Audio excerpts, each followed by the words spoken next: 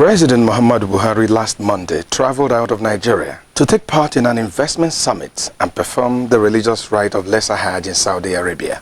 President Muhammadu Buhari left behind a major test of his capacity for political engineering and craftsmanship, the upcoming Anambra governorship election. The odds are stacked against a successful conduct of the election. The indigenous people of Biafra, IPOB, has issued a one-week sit-at-home order in the southeast against all reasonable admonitions and persuasions that the move is a clear case of cutting his nose to spite his face. The order, which takes effect from November 4, 2021, has caused a run on the Independent National Electoral Commission, which has made arrangements for the polls. The ad hoc staff of the commission recruited and trained for the polls have reportedly resigned en masse.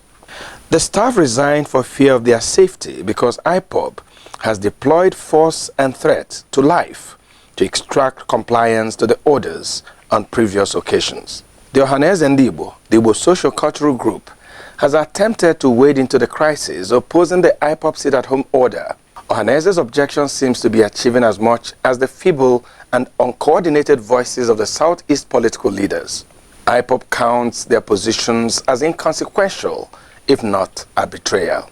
The position of IPOB seems to draw from experience, as the sense of seeming alienation in the Southeast world and IPOB canvass for a more equitable treatment of the Igbo nation within the Nigerian state. The Nigerian state responded angrily and disdainfully, putting in place military python dances that allegedly claimed the lives of many Igbo youth.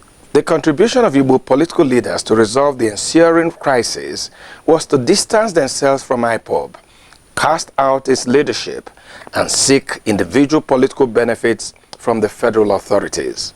This puts them at odds with IPOB and has created a confidence gulf and credibility question to whatever they say in the present situation.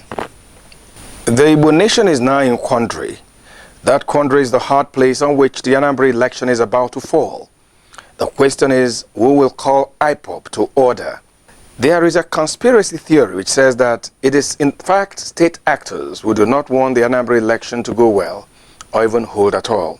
The purveyors of this theory insist that the violence in the run-up to the election, which was the first major challenge to a successful conduct of the polls, was in fact orchestrated by the Nigerian state. The argument is that a failed Anambra governorship election will allow the federal government to declare a state of emergency, which will effectively hand the state over to non-Anambra interests. This theory also holds non-Anambra interests responsible for the last-minute legal maneuvering seeking to disqualify over 4 governorship candidates in the election. Just last Monday, one Ifeanyi Okonkwo headed to the Awka Federal High Court seeking to disqualify 4 political parties from participating in the November 6 election. Before he left for Saudi Arabia, President Muhammadu Buhari had given marching orders to the security agencies to go tough with anybody or group seeking or working to scuttle the Anambra election. That is a security threat response. However, a number of Igbo leaders seem to be finding their voices to tell the federal government that the unraveling situation in the southeast is a political matter which requires political solution. The IPOB is only the face of deep-seated discontent over how the affairs of the nation is being run. The Anambra election will therefore be a litmus test on how well the federal authorities understand, appreciate, and show a capacity and willingness to resolve the political discontent. If the election fails, then President Muhammadu Buhari would have failed and his democratic credentials shredded. If it succeeds by claiming lives through the deployment of force, again, the democratic man in the president would have been killed. In this circumstance, President Muhammadu Buhari must seek a conversation with Igbo leaders to diffuse the tension and let the election hold.